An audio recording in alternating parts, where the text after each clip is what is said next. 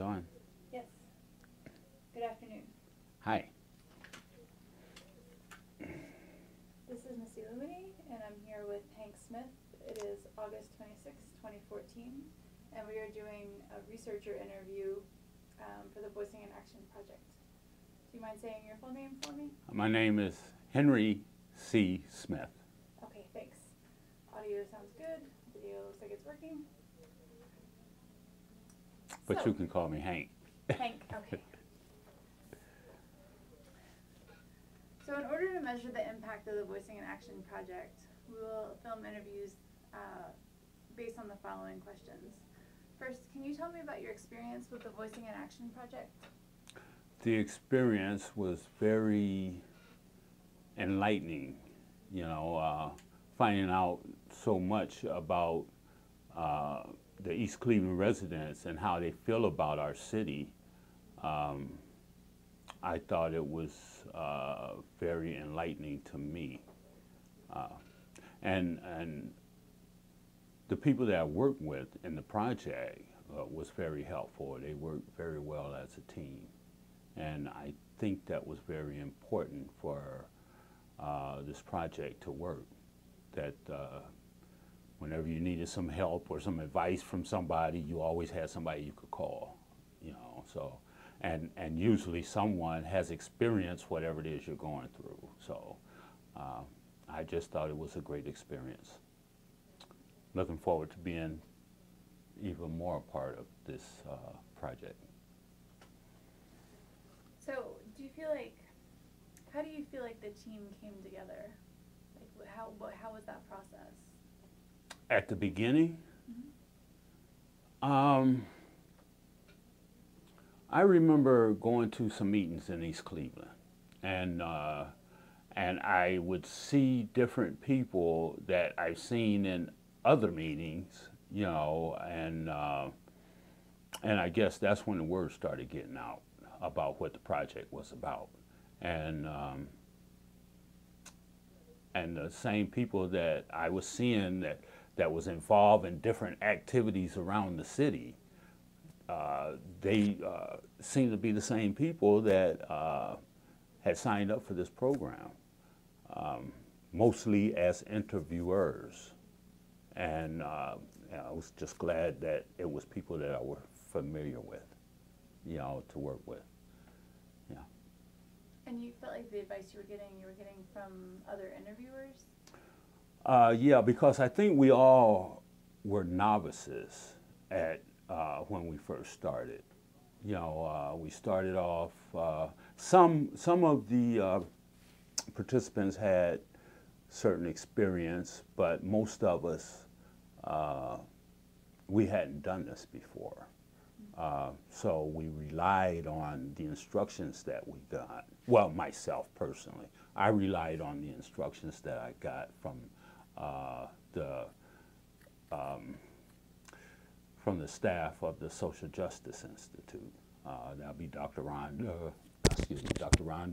yourself, Shelley White, and I can't remember the other lady's name. Allison? Allison, yes. And I miss her. Where'd she go? She's working on Power Up right now. So Oh, okay. she's still with us. Okay, good. In a different capacity. Sorry, I forgot her name. That's fine.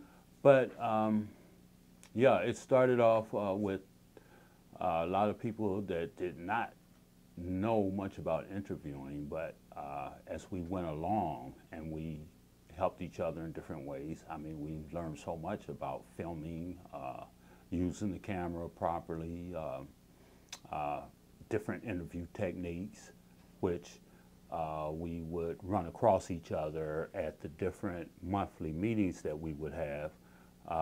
We would share thoughts about problems that we had, or things that worked out very well, so we communicated a lot, and that's very important. Yeah. And how important were the monthly meetings for you? The monthly meetings was extremely important to me because there was always some kind of experience that I would have at an interview that I was hoping to share with the other interviewers and try to get some feedback about what they experienced. So that was very important that we had those monthly meetings. And it helped with the camaraderie too, you know.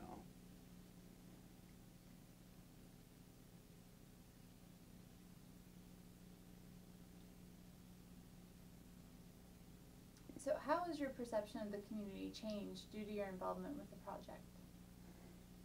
How has the community changed since I've been a part of the project? How has your perception of the community changed?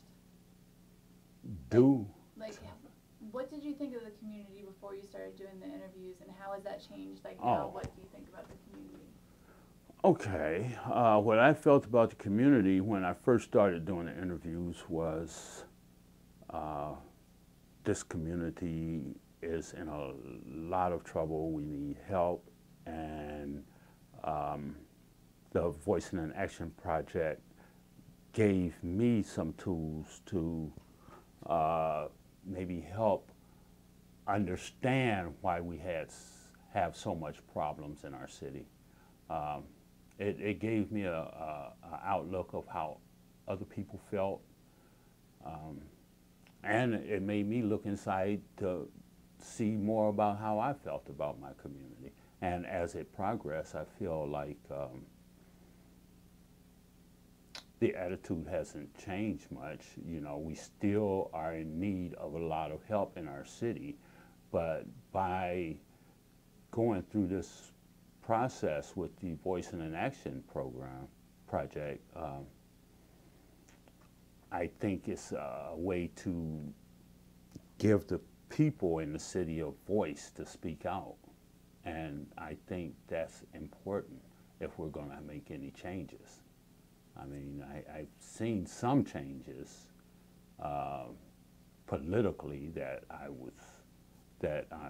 was glad about, but we still need a lot of help, you know.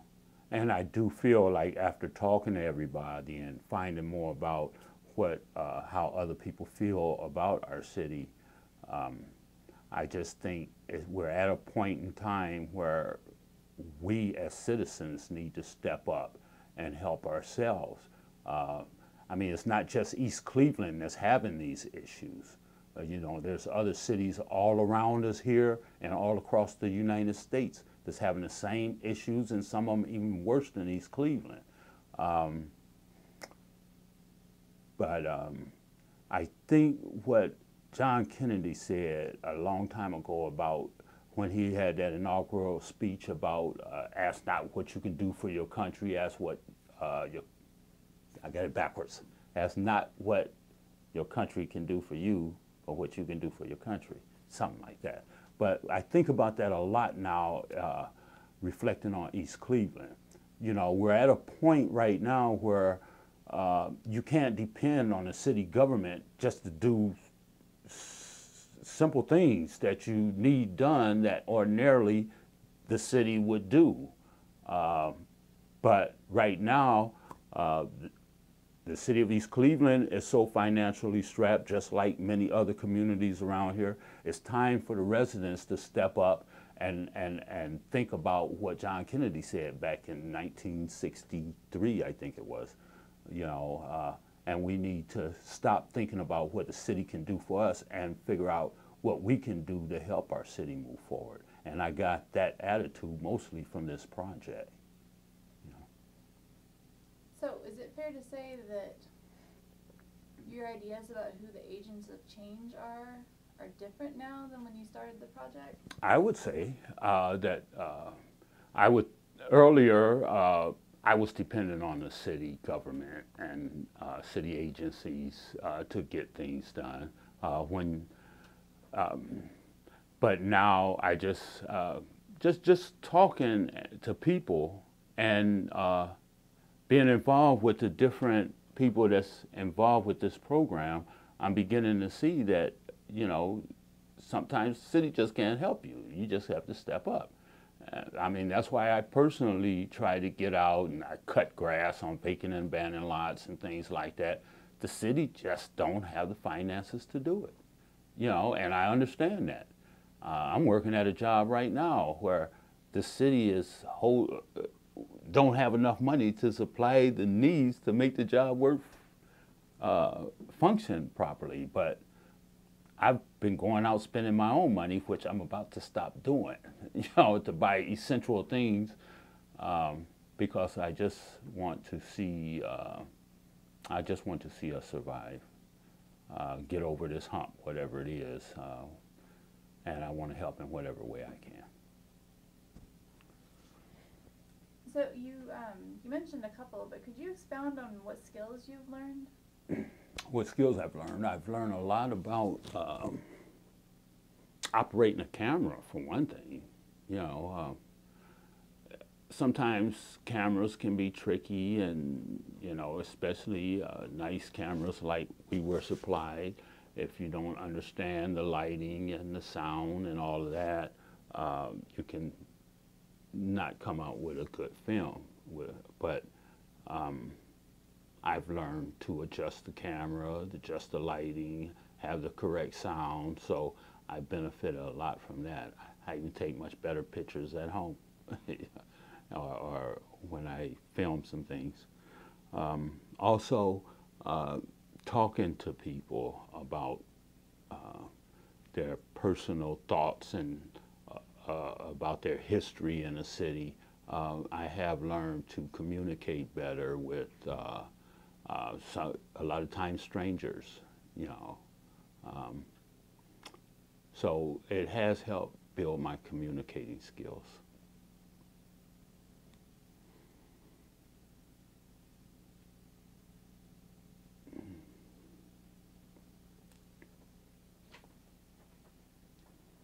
So how do you prepare for an interview? When I prepare for an interview, do you mean prior to, well, I want to make sure I answer this correctly. Imagine this is going to be helpful for both us as part of the project and for future researchers. So all of your preparation steps would be useful. Okay. Well, when I prepare for an interview, one thing that is important to me is the setting. The setting and the lighting. It's important to make sure that you have the correct lighting and that the lighting is behind the interviewer. You have more light behind the interviewer instead of the interviewee. Once you get light behind the interviewee, it causes a glare in the camera. You might not notice it until you replay it. Then you'll find out that light has cast a glare shadow over you. So I do like to go to the place where I'm going to be filming and set it up so that I can see where the interviewee is going to sit. I would like to make sure that there's not a lot of outside noises, things like that you have to look for. And you learn, mostly I learned it through trial and error after filming some interviews and then looking back on it and notice that there's a glare coming from this mirror that's shining through that window. All of that's important. So whenever you learn about how to prevent that from happening, you really need to pay attention, you know, or you're going to mess up some film. You know, yeah, that's one of the things I do to prepare. I also try to talk to the interviewee to kind of make them feel comfortable and let them know that they have a say in this. If it's something that they feel like they don't want recorded, you know, they can let us know, you know. And a lot of times people might be reluctant to say certain things, but I found out as they get into the interview, a lot of times they loosen up. But I think it's very important to talk to your interviewee and let them know that they are in control of this filming. what about the informed consent process? The informed consent, I generally would get the informed consent to the participant at least 2 weeks at the most, but at least a week before the interview. And that gives that person time to sit down and peruse it and really understand so that they can contact you if they have any concerns.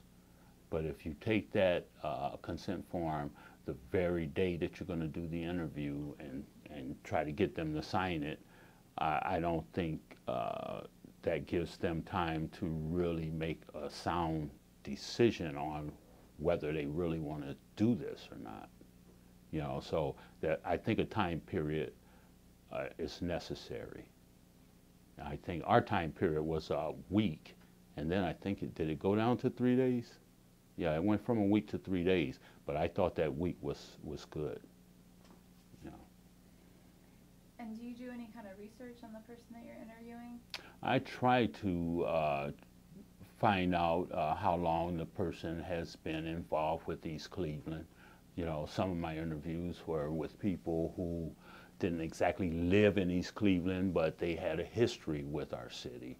You know, so it's important that this project was strictly about East Cleveland. So it's important to do some research on the person and make sure that this person has lived or worked or involved in our city for a period of time where they can have some kind of good input for the project.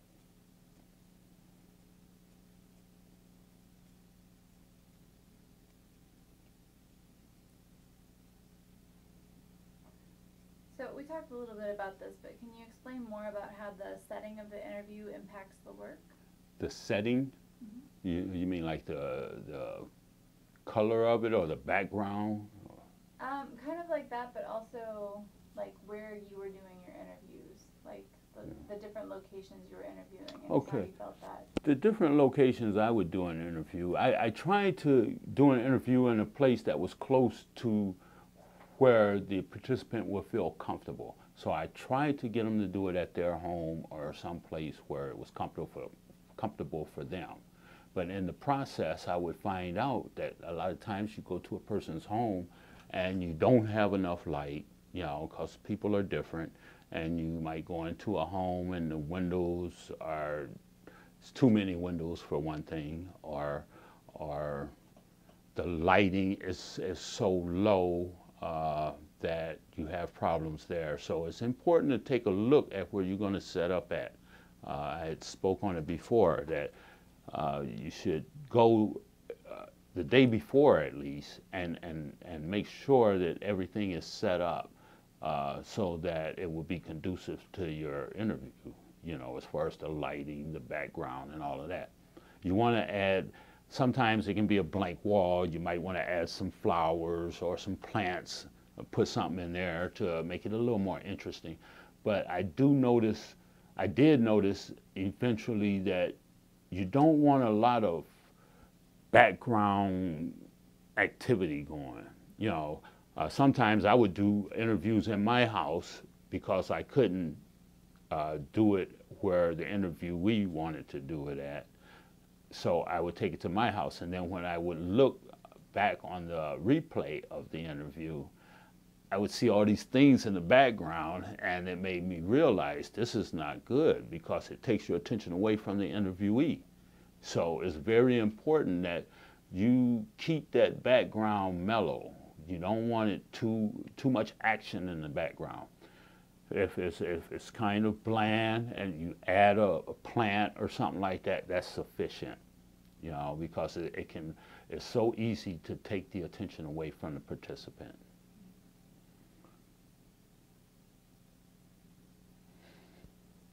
And how about like how the setting impacted the mood of the interview? Yeah. Well, when you're in a place where the interviewee is familiar with, it's much better, believe me. It makes them more at ease. And I think it affects their mood more so than the interviewer.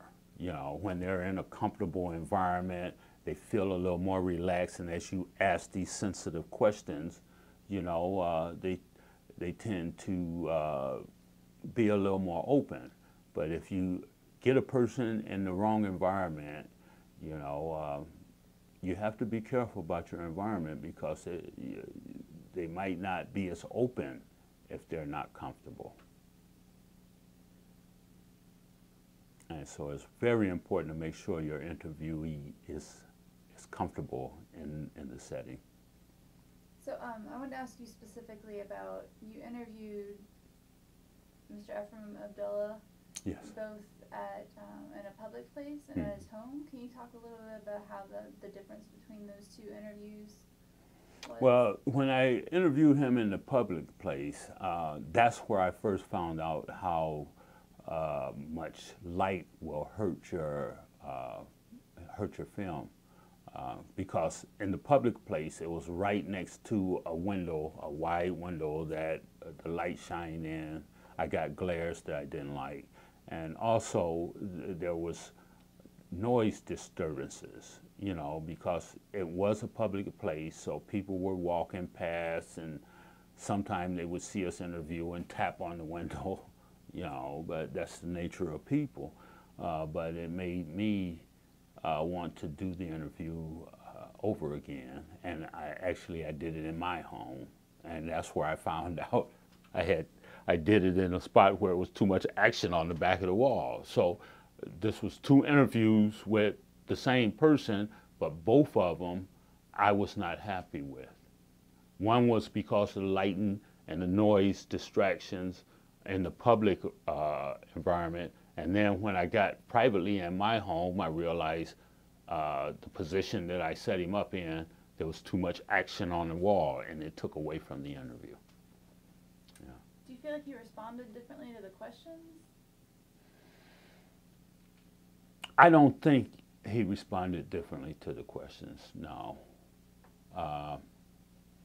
It's just that at the first interview, I cut the questions because the disturbances that I was getting, and the fact that we were in a public place. Yeah, now that I think about it, when I think back on that, it could have affected the way he responded, because when we were in the public place, I think he was trying to, and there were some of his friends that was coming around and watching watching us interview, and I think he was playing more to his friends than really opening up to the questions that I was asking. He was, you know, but when I did the interview in my home and it was just me and him there, I do believe he was more honest and open with his answers. That's just my feeling. Yeah. So what has been the most surprising or challenging aspect of the work? The most challenging would be setting up the interview. It's hard to coordinate everybody, because sometimes you would want a cameraman, a camera person, the interviewer, and the interviewee. So you have three people, you have to coordinate their schedules. A lot of times that was so difficult that it did not happen, and I would end up doing the interview and the filming at the same time. You know, I think it's better when you do have a videographer and an interviewer. You know, I think that's much better, because that way the interviewer doesn't have to focus on that camera. He can just focus on the interviewee, and the camera person can focus on the filming, you know. But when you're trying to do both of them, you know, sometimes it can cause problems, I think, you know, because you're looking at the camera, you're not really focused on what you're doing, because you want the right picture. And sometimes that can kind of throw you off. Yeah. So I do believe in the future, whenever you can have a videographer and an interviewer, you'll come out with a better project. Yeah. Was there anything that surprised you about the project? Well, what surprised me was the lack of participation I've been able to get from the younger people in the community. I mean, it seemed like the older generation was always happy to talk about how they felt about their community, and they were willing to answer these questions and talk about these significant race issues and things like that. And but whenever I try to get the younger interviews, I had one really good one. That was with Dante. What's Dante's last name? Gibbs. He was a great interviewer, interviewee.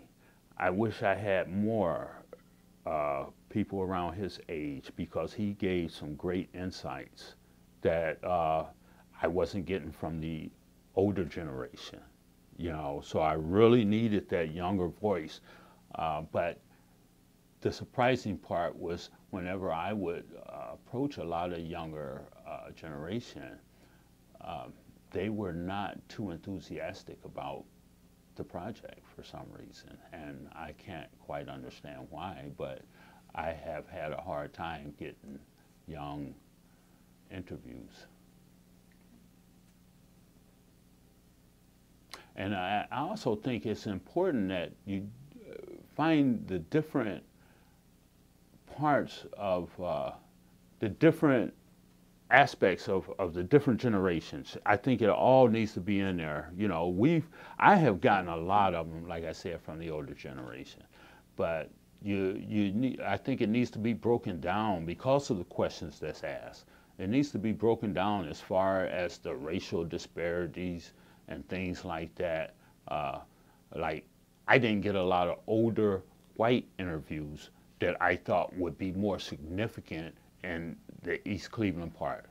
Most of the interviews I got was older African Americans, and but before all the African Americans moved to East Cleveland, it was a predominantly white environment.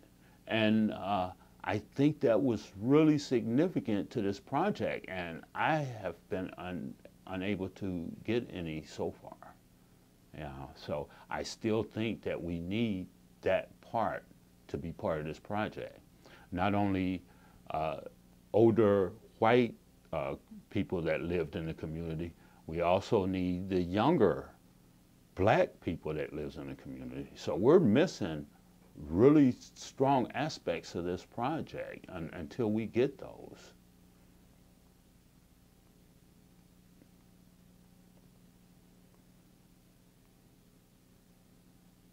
So, how did what you actually do differ than what you thought you would be doing? Let me make sure I understand. How do I say that again? How do what you actually do, how is that different from what you thought you would be doing when you signed up for the project? No, this is about what I thought it would be. You know, when I signed up for the project, it turned out exactly what I thought it would be. You know, they explained it pretty good from the beginning.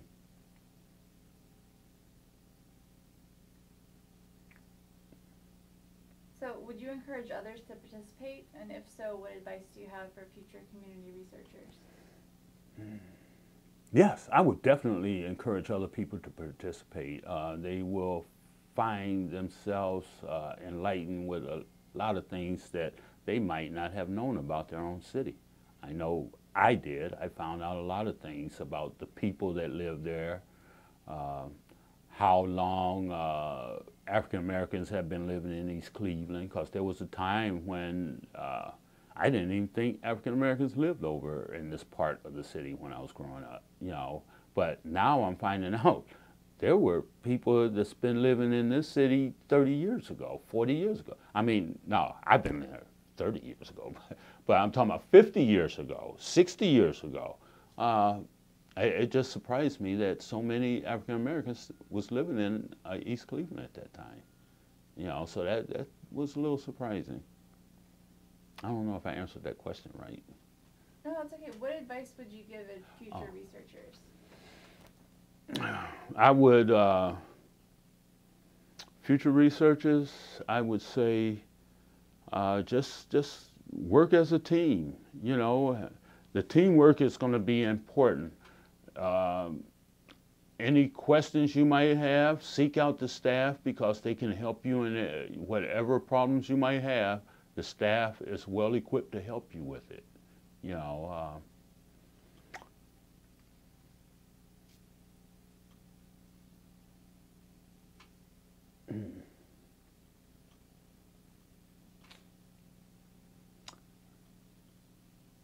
now I'm gonna think of more things when I leave here that I should have said.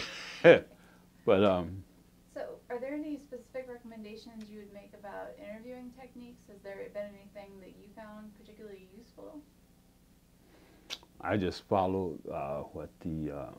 what I was taught at the beginning.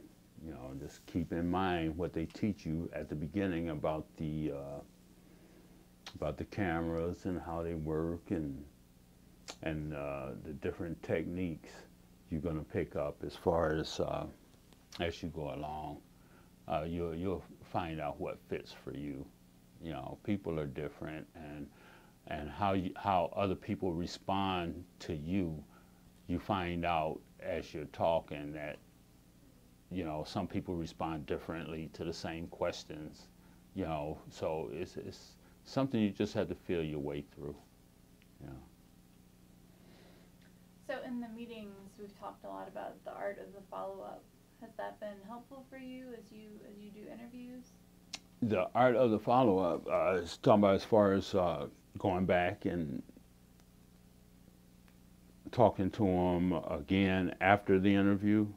No, just like we have a list of 10 questions, but those aren't the only questions that you ask. Oh, yeah. It's a conversational interview. Well, a lot of times, you know, you can ask one of those questions and they'll start talking about it. Sometimes they tend to get away from the question. You know, you might ask them a specific question about racial disparities in your community or something like that, and they'll start on that, and then next thing you know, they're talking about something completely different. So you have to try to guide them back to answer the question that you ask, because a lot of times you'll find them drifting off into another conversation. But don't stop that conversation. Let it go, you know, because you'll find out as the interviewee is talking, a lot of times they already answer some of the questions that you're about to ask them. So I guess the advice that I would give is don't talk too much. Let the interviewee do the talking. You just kind of prompt them a little bit, and believe me, they will start talking. And don't stop them, just let them talk. And you will find sometimes that certain people, it's hard to get them to answer the question that you ask. Sometimes they give you a yes or no answer and that's it, you know, and then they stop, and then you have to prompt them some kind of way to bring them back and get them talking again, you know. And sometimes that can be a difficult trick when you find somebody that's, you know, don't express themselves very well, you know. But sometimes if you just say certain things, you might be able to get them to start opening up. And once you hit that one thing that they find interest in, get them to talk about it, and, you know, and they'll grow with it. You know, find something that they can relate to, something interesting to them, and you'll find that they'll start talking. But I had a couple interviews that it was hard to Sometimes it's just impossible to get them to talk. You know, at that point, it's not much you can do. But you know, unless you can find something that's going to interest them, and once you find that interest, just bounce off of that. You know. That's good advice. Mm-hmm. Was there any particular question that you found people were hesitant to answer? Most things, when it came to race, for some reason, a lot of the people I interviewed, they didn't want to talk about race issues. Sometimes I don't feel like they were honest about their feelings when it came to race. You know, I think it's a very sensitive part. You know, some people just don't like to talk about. When you bring race up, they kind of shut down. You know, I think it's important that we be able to discuss issues without fear of, you know, somebody getting angry because of something you said. You should be, in these interviews, you should be able to express exactly how you feel. And sometimes it's not easy to get people to do that. Yeah. Do you feel like you're more comfortable talking about race now? Yes, I do. I feel like I am. You know, even myself, I found myself having a difficult time talking about it when I personally got interviewed. You know, but then it made me see some things about why some of my interviews wasn't as successful, or I thought they weren't as successful, because there was people feeling the same way that I was feeling, and it did change my perception of how to talk to people as far as the interview was concerned. So would you recommend that researchers get interviewed early in the process so they can understand that? I think that would be a good idea. That would be an excellent idea, because I think if I had gotten interviewed early in the project, I would know how I felt, and when I ran into those situations with my interviewees, I could relate to it. You know, but when you do it the other way around, you know, then you realize you've done all of these interviews and they could have been better. You know. So I think it would be a good idea for interviewers to get off early. You know, and plus it'll give them more experience, you know, on what to look for. You know, I believe that's a good idea. Yeah. So, it's a big question. How do you define social justice? Social justice, so that everybody in society is treated the same as far as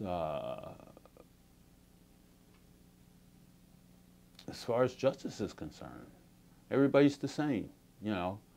It's no one person because you got more money, or because you're a different color, or, you know, or because you're from this community, or because of who you know, you get these special privileges. Nobody gets those special privileges when it comes to justice.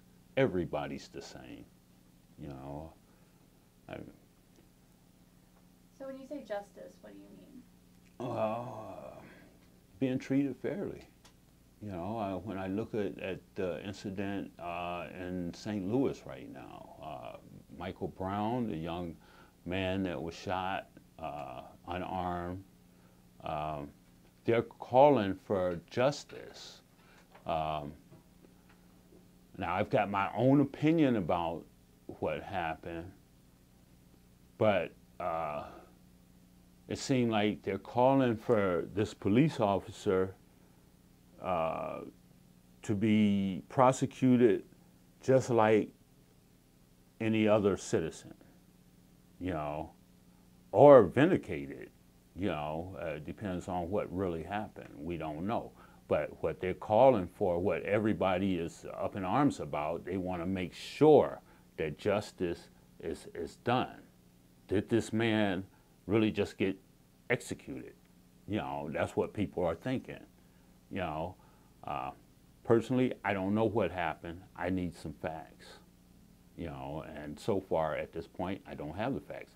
So as far as justice, you know, justice is just being treated fairly. Mm-hmm. Yeah. So,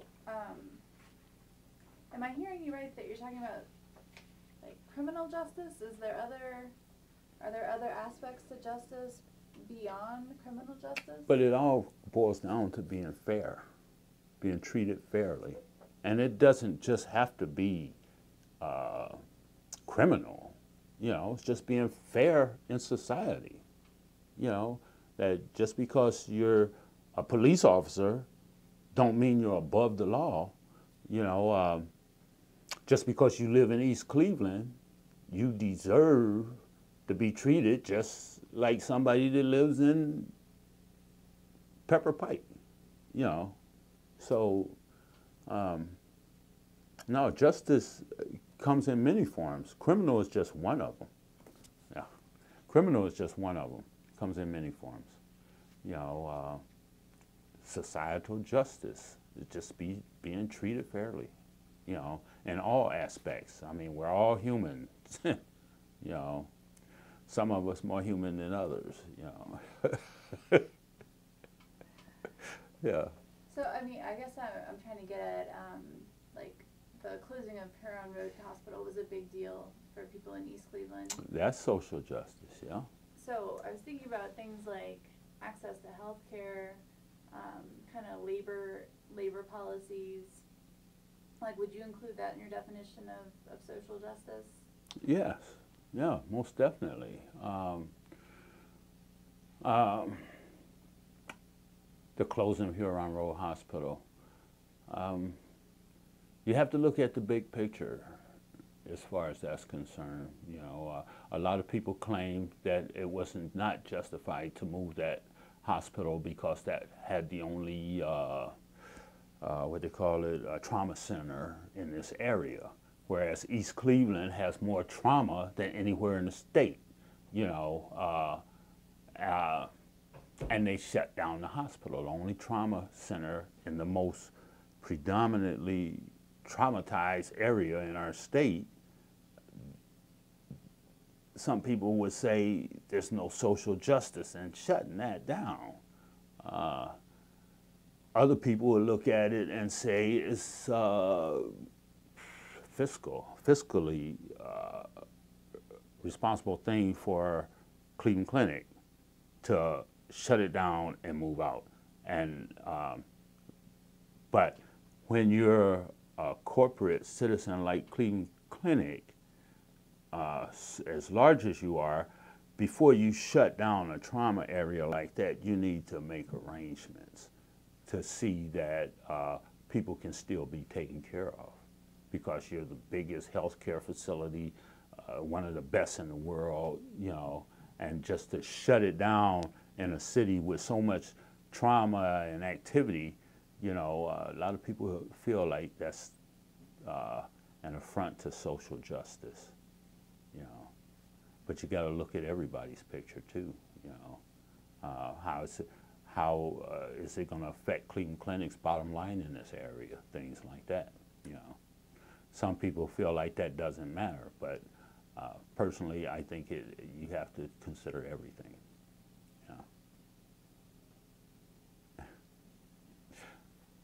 You know, I want to argue with you about that. I know. I mean, I have certain feelings about things that is a lot different than what some other people feel. So sometimes, you know, I hold back on things that I want to say. Yeah, because they won't be popular, and I know that.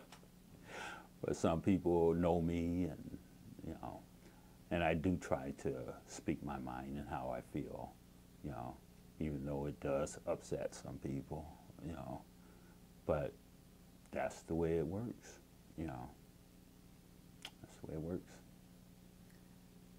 So, how have your ideas about social justice changed from when you started the project?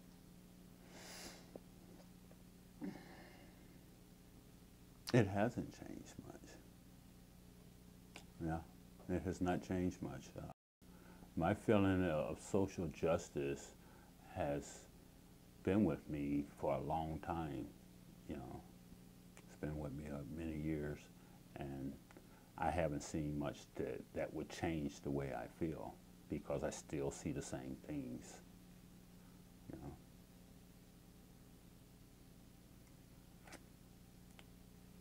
So I think this is not part of our questions, but I'm interested in your idea of social justice. Like, we can talk about like kind of people's personal experiences and like on an individual level how things are unjust. Mm-hmm. But how about things like structural injustice? Like, I mean, nobody's particularly singling out East Cleveland that we know of that's saying it's an African American community. We shouldn't send them funds. Like, there are all these other structures that are in place that aren't on the surface racist, but taken together actually serve racist purposes. Yeah. So I mean, that's not about like the individual being treated fairly. That's a different kind of problem. Like, how do you understand that? You mean like the fact that there's no good grocery stores in the city of East Cleveland? Got one bank. We no longer have a hospital. These things, a lot of times, I don't feel. A lot of times,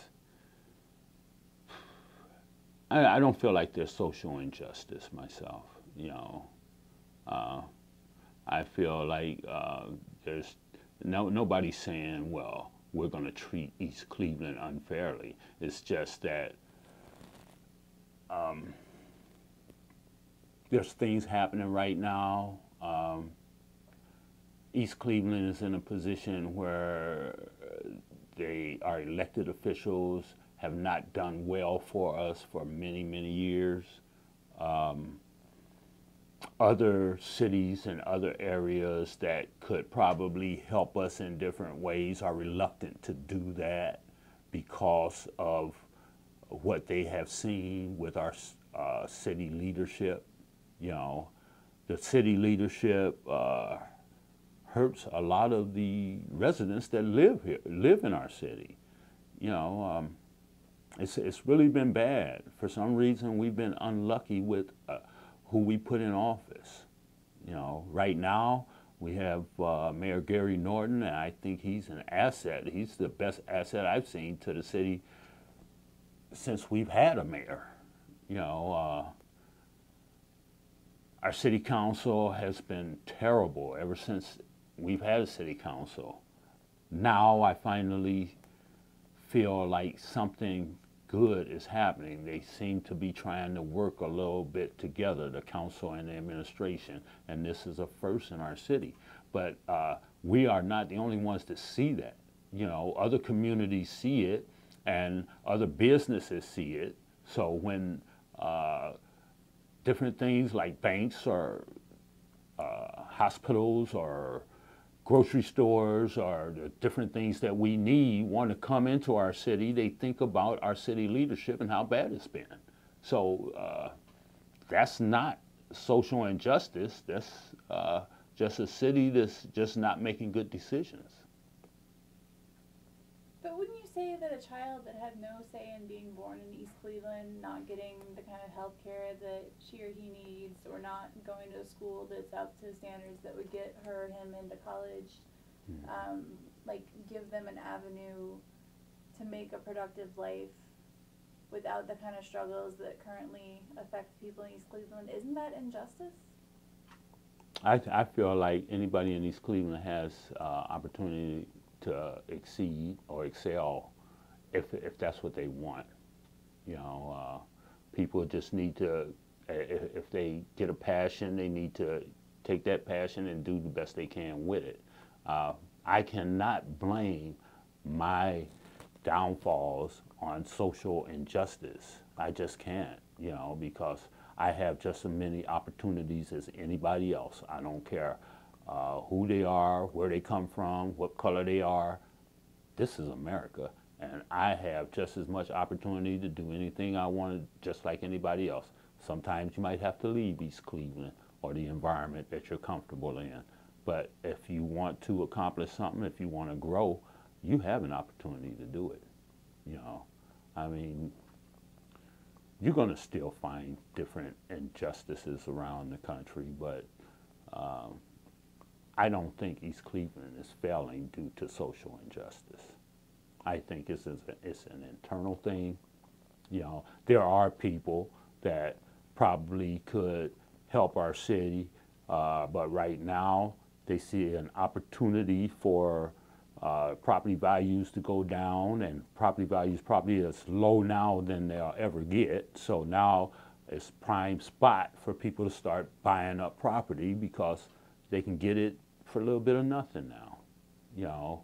But doesn't that seem wrong to you? It depends. No, it doesn't seem wrong. I mean, the people didn't have to let this happen. You know, I take care of my property. I still live in East Cleveland. I take care of it, and you know, and anybody else can do the same thing. And if more people did the same thing, you know, we wouldn't be in this shape. Take care of your property. You know, I mean, I look out my door and see people with their garbage cans in the front yard turned over, and they leave it there all week. You know, that's got nothing to do with social justice. You know, I see people playing music till like 3, 4 o'clock in the morning, loud music. That's got nothing to do with social justice. You know, that's an individual that just don't care about their surroundings. You know, they don't care about that little old lady that lives next door, you know, or that couple that has to get up at 4 o'clock in the morning and go to work. You know, I mean, these are individual things. I don't look at those as social injustice. I don't look at things that's happening in East Cleveland as social injustice.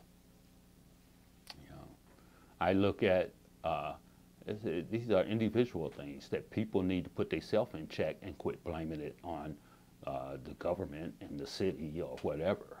People need to put themselves in check. All right. So, can you explain what you learned, if anything, about social justice through working on this project?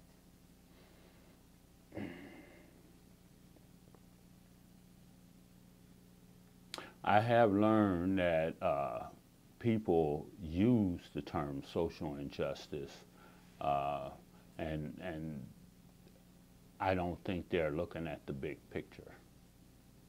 I just don't feel like they're looking at the big picture. You know, I think people look at their own problems and issues and not taking responsibility for their contribution to them. You know, but people tend to blame. I mean, that's a good out to blame it on social injustice. You know, that's a good way out. You know, it's safe. You know, but I see certain things every day, so I don't feel that.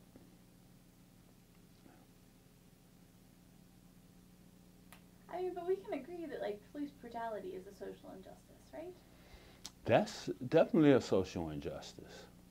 And people can't really do anything about, I mean, like, on a personal, individual level, like, young black men can't do anything about police brutality except kind of submit entirely to the police anytime they're stopped. And so when they're profiled or when they're subjected to excessive force, like, that's not somebody blaming their problems on.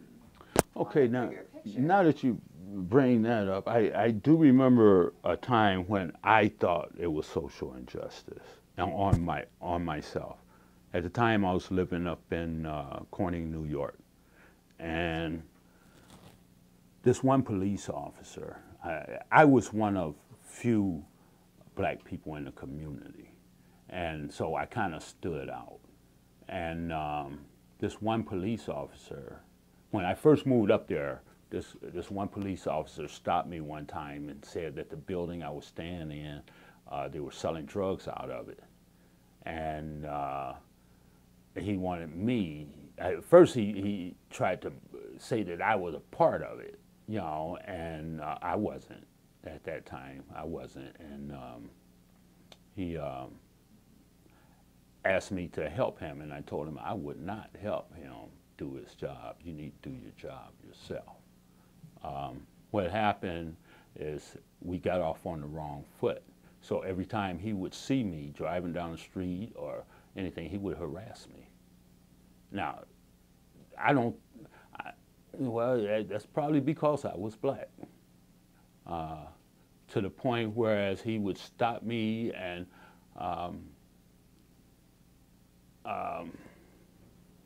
he gave me a ticket for driving with abilities impaired. And he gave me that ticket because he couldn't give me a drunk driving ticket. He stopped me, gave me breathalyzer. I had been drinking. I was 0.07. The law is 0.08. He could not say I was drunk driving, but he had to do something, so he gave me a ticket for driving with abilities impaired. He stopped me a second time for the same thing. I still blew 0.07 because I do drink, but I do know my limit. If I'm out somewhere, I might have 2 beers at the most, you know, so I'm under that limit all the time. And both times, you know, and I got kind of upset and wouldn't pay the tickets. They took my driver's license away. And that was back in 08. I still can't, now I'm in Ohio, I can't get driver's license because of that. Now since I've been back here, I've paid over $3,000 to New York State to straighten that all out. And now they still won't, after I done paid all their fines and everything, they still won't give me my license back. And I never blew 0.08. You know, now I've been penalized for all these years without having any driver's license because I blew 0.07. Now there's an injustice in that, I would say. And I think that would be race related. Mm-hmm. You know, I would say it was race related. But it's affecting me so bad now, you know, and this is years later, and $3,000 later. And now they're telling me I can't get my license until I jump through some other hoops, go to this class where I have to go to, say I'm an alcoholic and all of that. You know, I never blew 0.08, so why would I go to that class? I'm not gonna do it, you know. I've already been stopped for driving without license, and that's costing me more money. So I'm gonna have to figure out, I might end up having to go to these classes anyway, you know, because I need to have my driver's license. But because of that particular injustice, you know, I'm driving around here with no driver's license, and it can affect me at any time. You know, so yeah, I do see some injustice. But as far as the city of East Cleveland is concerned, I feel like a lot of times people tend to overstate the social injustice that they have. That's for East Cleveland. Mm-hmm. That's just my opinion. Okay. But like I said, I do understand that was criminal injustice. No, that's not criminal injustice. That's social injustice right there. Yeah. I mean, like the 137 shots, the fact that ended up at the middle school, like that's social injustice, and the fact that it was 2 black people driving the car. Yeah, that's another example. Yeah. And like that ended up in East Cleveland, and all of the reporting that happened in it said that it was an East Cleveland police shooting.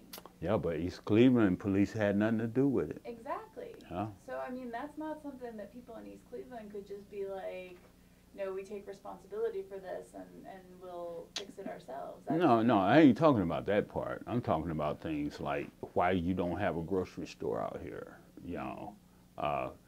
Grocery stores and things like that is not going to move into a city where stores keep getting robbed and stuff like that. They're going to stay away. If good quality businesses are going to stay away from East Cleveland until there's a change in attitude, you know. And right now the attitude is not good.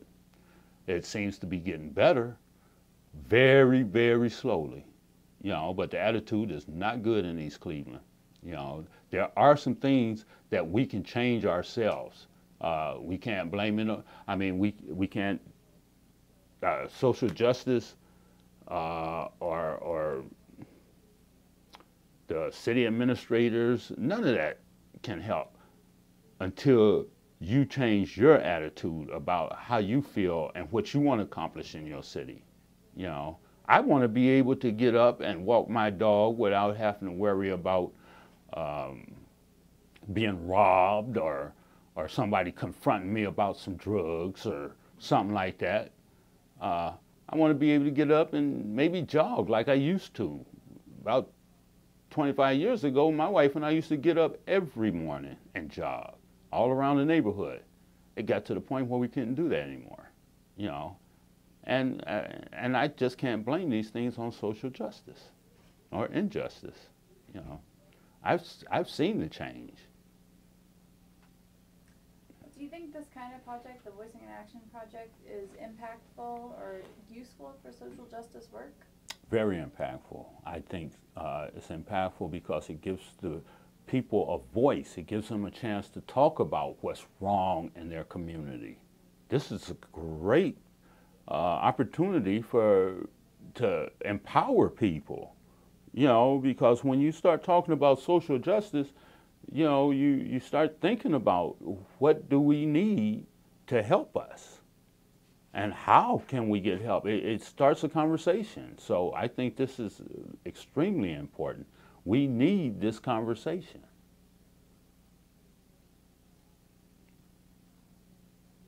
And you know, you got to remember that I'm just telling you how I feel about certain things, but there's a lot of people that don't agree with my way of thinking. You know, and that's fine too. But all I can do is speak for myself. So do you feel more empowered? Yes, by talking about what I have to say and listening to what other people have to say. That's power right there. You know, having an opportunity to listen and to communicate. And by it being done by Case Western Reserve Social Justice Institute, that in itself has an impact. This is a world-renowned university.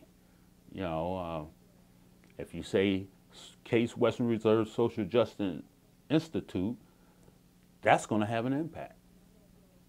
Just the fact that Case sees that there's an opportunity here to let people speak out.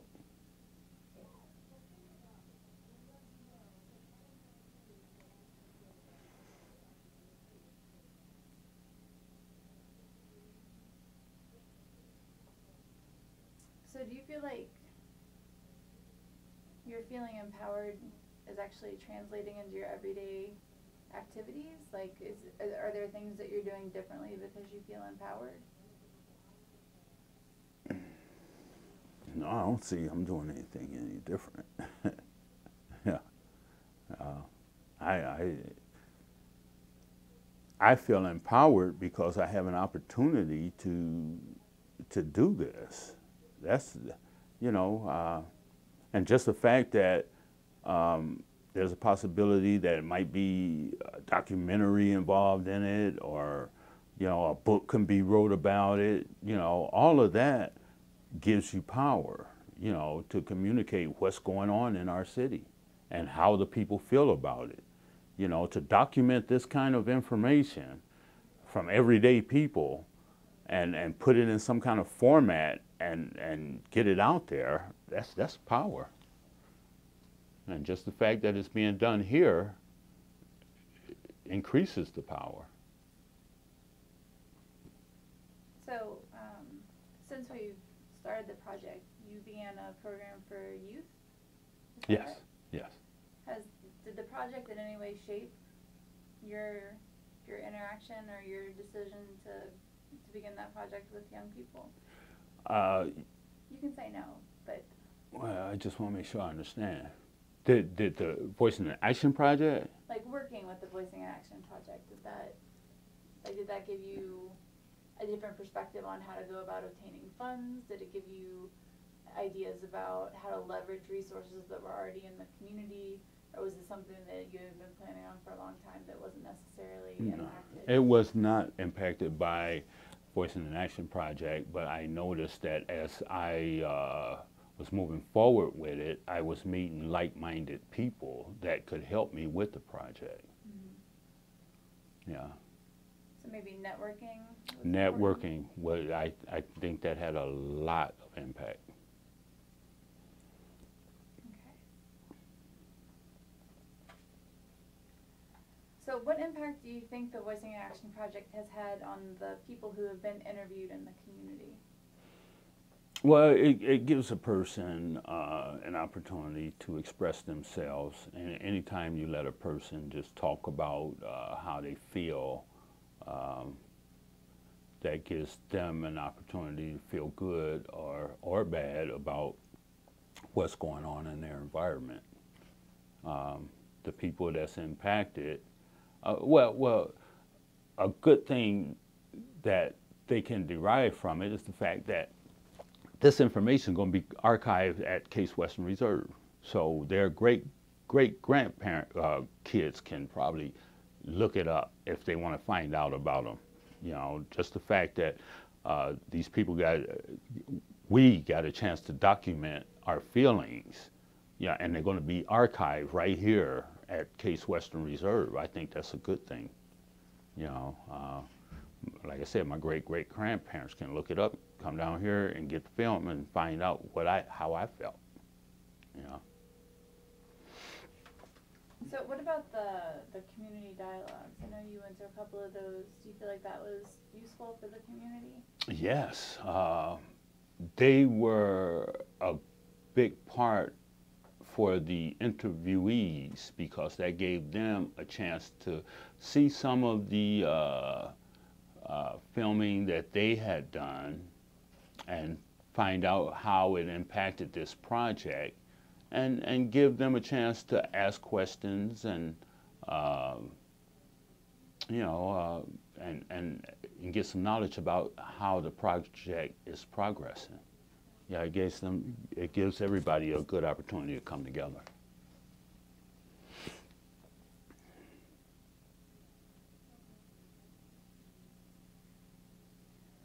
So how important do you think it was for people to see in the community dialogues that maybe what they think about the city is what other people think about the city? Like positive and negative, because we've had, you know, we showed kind of representative parts of the interviews where people said positive things about the city, or people shared visions about the city, or people had struggles with the city, or people had struggles with racism and inequality. Like how important do you think it was for people to see other people say things that maybe they felt and hadn't said themselves? What I've noticed during my interviews, a lot of people felt the same way. A lot of the people that live in this city, has lived in this city for a long time, they remember good times in the city. They remember how great the city used to be, and they want to see a resurgence of it. You know, that's why a lot of them are still here. A lot of us are still here. You know, we want to see the change because we know how it was, and it can even be better than it was. You know, myself, I'm not going anywhere.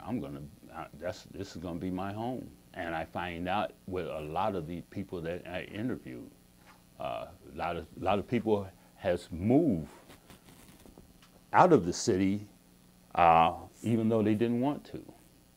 But because of the city services being cut back so much, they felt like they didn't have a choice. You know,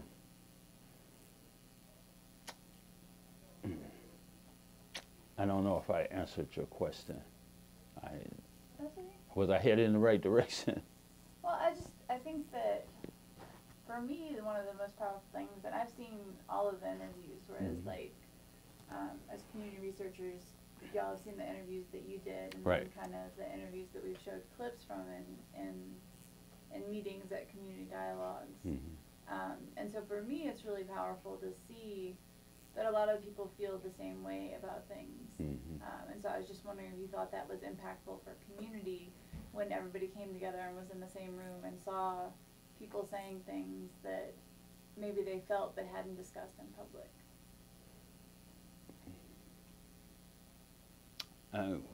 Well, I thought that people, in most cases, most people felt the same way about how the city is and how it treated them. You know. Did they feel alone in that though? No. No, they always knew that it was like that for everybody else. Most people that I talked to, they realize that they're not alone. But like I said, I spoke mostly with older, mature people that have been around. A lot of them have been around 50 years, you know, in the city, and they saw all these changes, you know. So, yeah, I think the impact that they had is mostly the same. Yeah. Okay. How would you change or improve the project?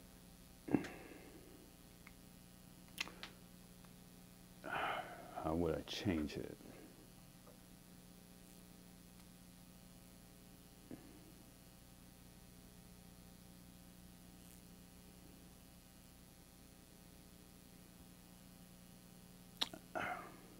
I don't see much that I would want to change because I think that we went in a pretty good direction.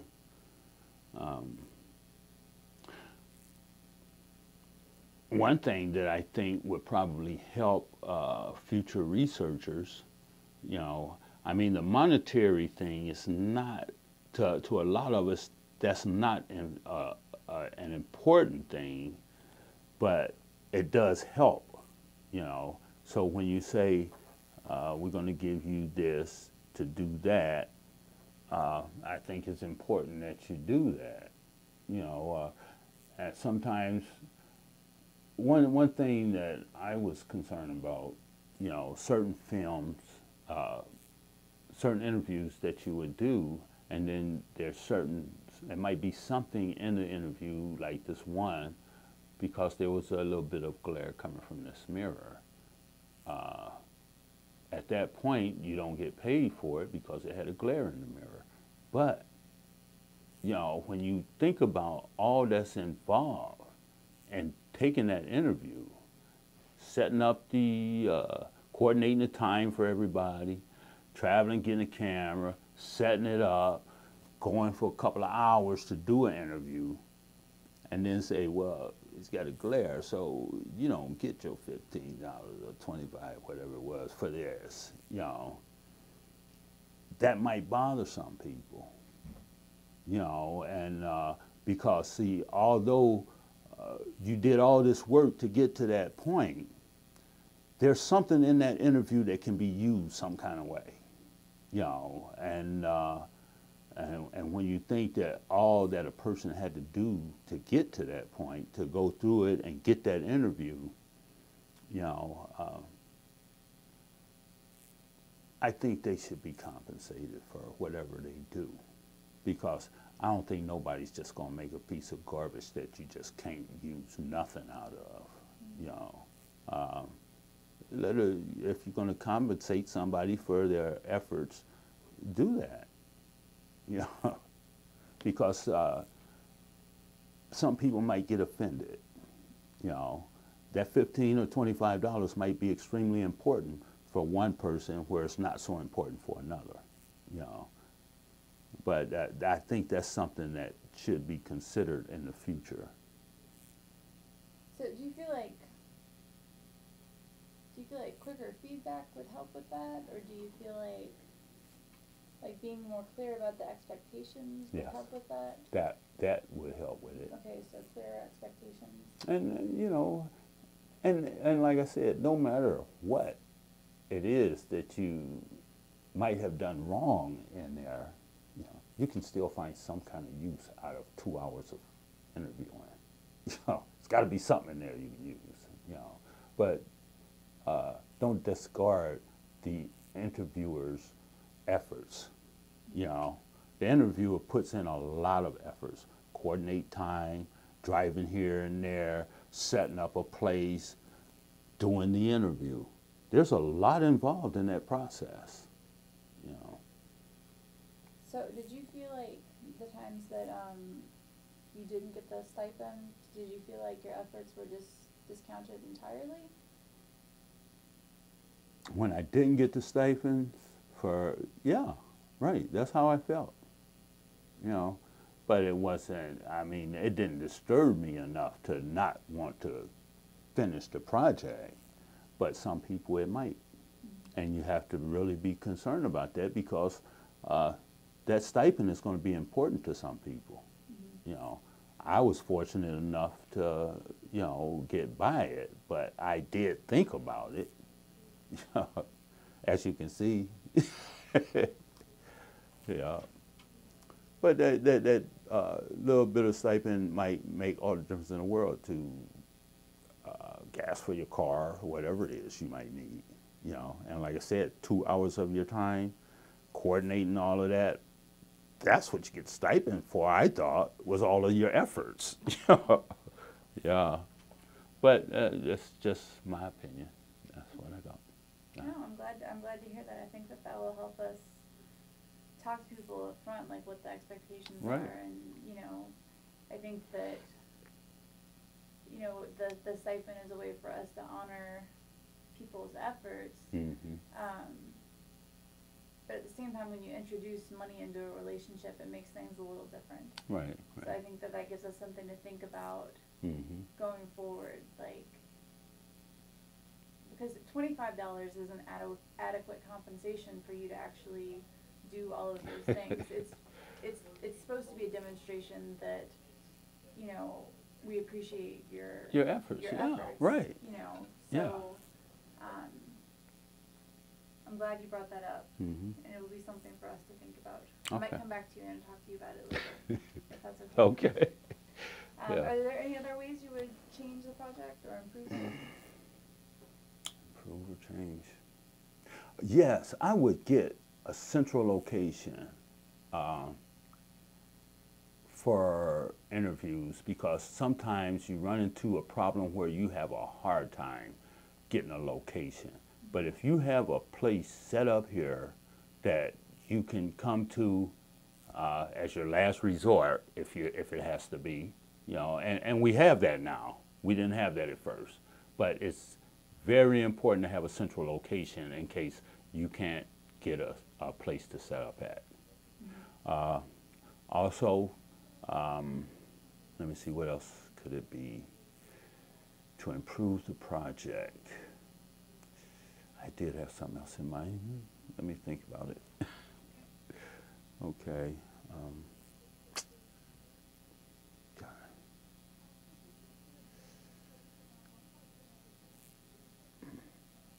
I had something else in mind. I can't think of it now. Well, I think while you think about it, you know, part of this project we're talking about it ongoing kind of thing.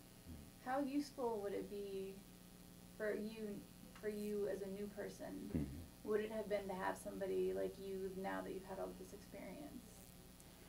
It would be a big help to have somebody, like, say if they had started it in Cleveland Heights, and then I started the project in East Cleveland, but I had somebody over there that could give me pointers, you know, because they had been through it all. That would be a great help, you know, to call on them, and maybe even periodically have them come to our meetings and talk about things, because they understand some of the issues better because they've been through it.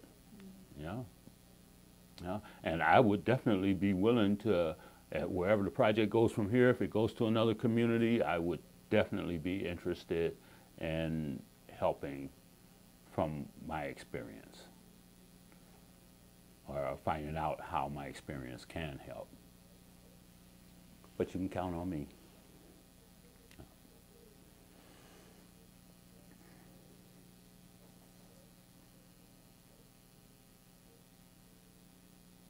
So the change and improve question is the last one I have. So do you want to take a little while longer to think about it?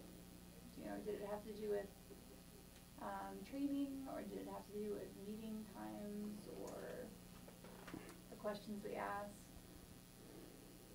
I mean, you can always send me an email and I can add it as like a... I did have something I wanted to say about that I thought would help, and now I can't. I'm drawing a blank on it. I started talking about something else and just I hate when that happens. You know, it'll come to me when I get back home. Sure. Well, feel free to send me an email. Is there anything that you wanted to add? Just the fact that I thought this was a great experience. I'm glad that I was part of it. You know, I was glad that I had such a well-informed staff that I could rely on. It's just a good project that I want to thank Dr. Ronda for letting me be a part of. Yeah. Thank you. All righty.